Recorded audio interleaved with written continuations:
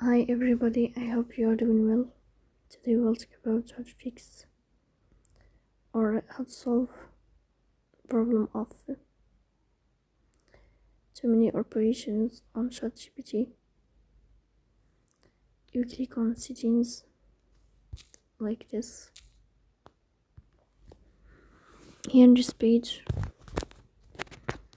you click in this page and you click on apps, default apps, app settings. Then here on this page, you click on ChatGPT and you will enter. Then this page of app info. You click on first stop and you click OK. Here you will enter to storage. Then we click on clear cache.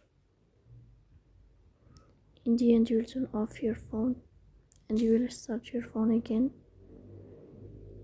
So please don't forget to press the bell icon and subscribe.